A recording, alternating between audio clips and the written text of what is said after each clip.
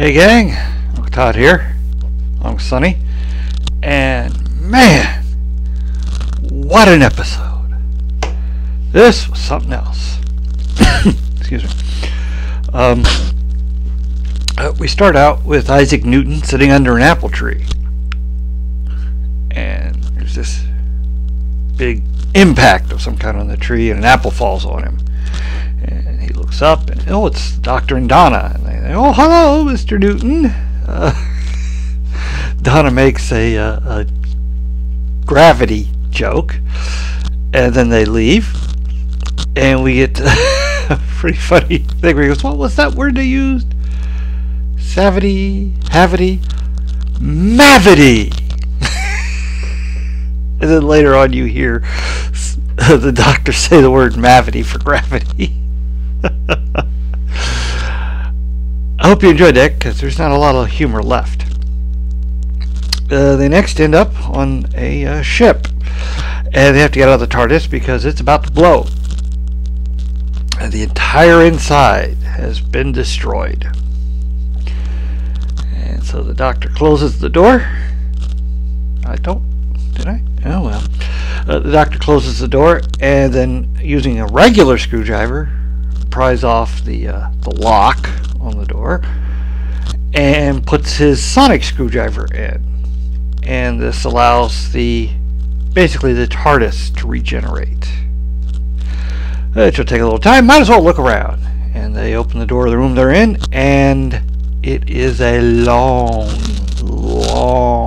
hallway.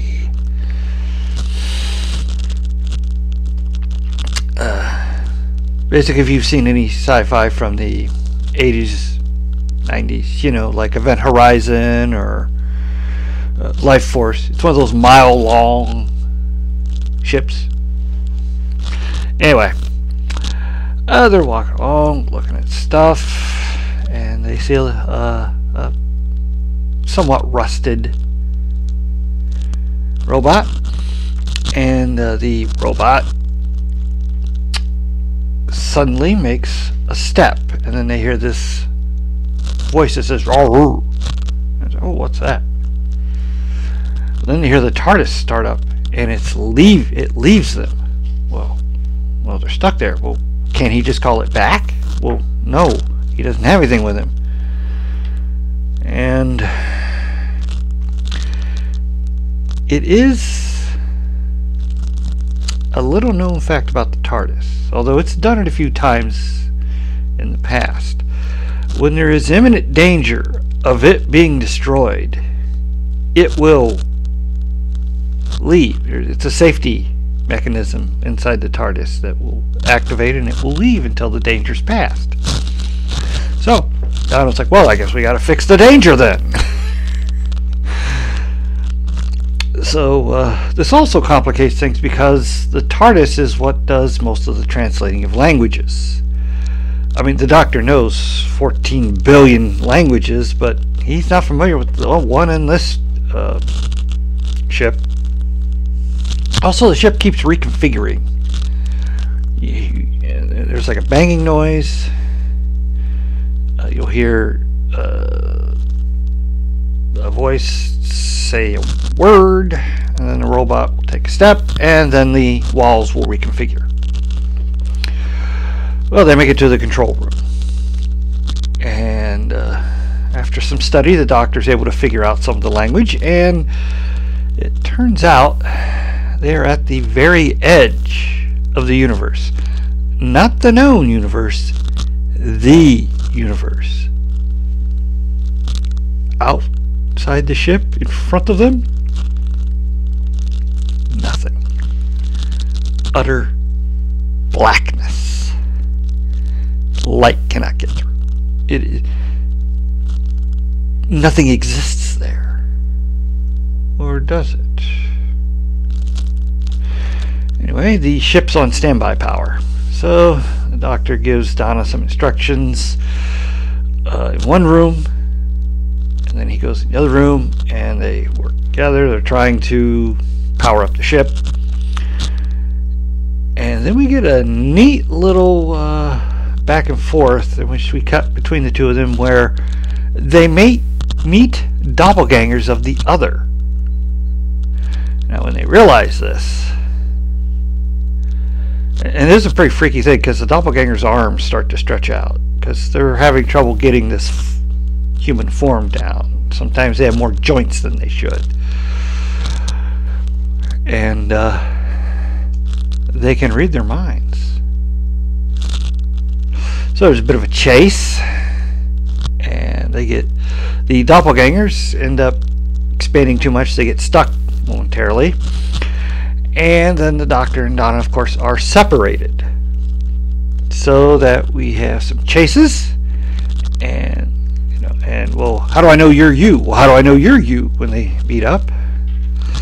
And surprisingly, I didn't think Davies was going to do this, because everybody hates the stuff Chibnall did with Jodie Whittaker, but they make reference to the fact that the Doctor's not really from Gallifrey, and the Doctor just doesn't want to talk about it. No, I'm still processing it. No, not going to talk about it. Finally, the Doctor and Donna, they manage to figure out the true ones, and they barricade themselves in the cockpit, basically. And it's here that they finally figure out what that banging noise they keep hearing is. They look up, and it's they open up some of the skylights, and it's the body of the ship's captain in a spacesuit, no helmet, looking sort of like a humanoid BoJack Horseman, basically. And he's kind of slightly tethered so that he's bouncing. He'll bounce off the hull, go back, hits the end of the tether, which will pull him back, and boom, just over and over again. And then the Doctor starts figuring everything out. Unfortunately, his doppelganger is reading his thoughts as he does this. He can't. Donna's very good at just not thinking of anything. Doctor, not so much. He's too curious, and he realizes that the captain set up a countdown timer for the auto-destruct, but to keep the edge of the universe entities from figuring it out and stopping it before the self-destruct can go off, and thereby gaining access to the ship and figuring it out and going into the known universe, because they want to participate in all this great stuff they've been sensing and getting feedback on, because everything feeds into the edge of the universe. Ironically, some of the edge of the universe also seeps back out. And so the robot is basically slowly working its way to the self-destruct, where it will then hit it. So then it becomes a race to see who can get there first. And about this time the TARDIS reappears, so the Doctor hops on, but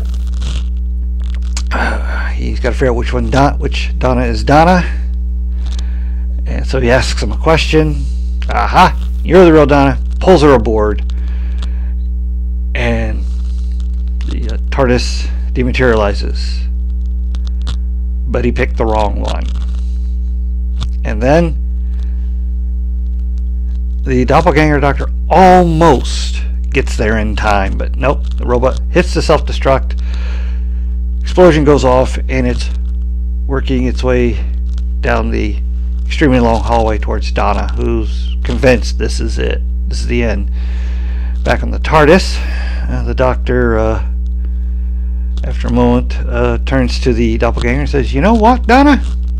Your arm's too long." And he hits a switch, and the walkway that leads to the control panel flips up into a slide. She slides right out of the TARDIS, and real Donna hops on.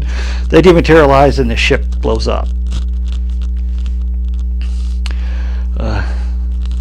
Later, the Doctor asks her if, since she's come back from regaining access to her memories, does she remember all the memories he had while they were separated? And she says no. Why? Was there something important? No, just wondering. So they land on Earth and are greeted by Wilfred, Donna's grandfather. Good old Wilfred. And he tells them the rest of the family's bunkered in, and he's keeping watch for the Doctor, knowing he'll show up to fix what's going on. And about this time, explosions go off, and a plane crashes, and it's just all pandemonium. So that's where we're going to start next week. The Giggler, that episode's called, and we're going to finally see the Celestial Toymaker. Looking forward to that. Really good episode. One of those freaky episodes of doppelgangers, and how do you know you're real or not? There's a really funny bit where the doppelganger Doctor, you don't know he's that yet first week, but he comes up with this idea with the real Donna and says, I know, I'll take my tie off. And he takes his tie off and drops it to the ground, and he says, that way if you see someone with a tie, you'll know that's the doppelganger. And then he and Nada keep talking, and then she asks him, where's your tie? He's like, what do you mean? And she looks down, and he looks down, and it's not there. And he's like, oh, they're supposed to stay where you put them.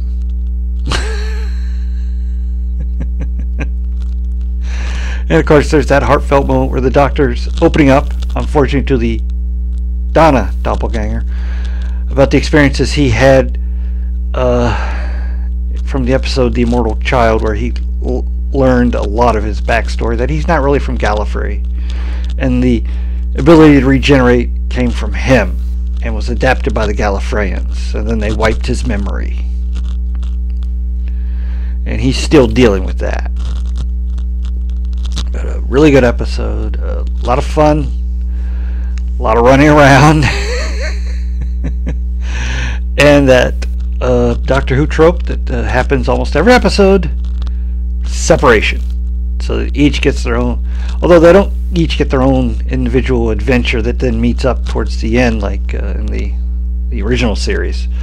But it's still a nice little callback, among many others. There's also a funny bit where the Doctor explains about something being two things at once, because they keep talking about how Donna's dumb, but she's also brilliant. How can that be? Well, we can do two things at once. And he pulls out some salt, draws a line in the hallway, and tells them all mythical creatures, vampires, spirits, ghosts, entities cannot cross a line of salt, and they must count every grain before they can move on. Well, that's just a superstition. Yes, but it is also believed it is two things at once. And they have a little struggle, and so the Donna doppelganger starts to count, while the Doctor doppelganger has an argument back and forth with the Doctor, in which it reveals their plans and stuff. It is a cute moment, although he regrets it later, saying that might seep out into the rest of the universe. Always good to see the Doctor and Donna together. They were a great team, and they played well off each other. Really, really good episode. Really liked it. Looking forward to the last of the trilogy next week. Hope you are too. Please hit like, share, and subscribe, and I'll see you next time.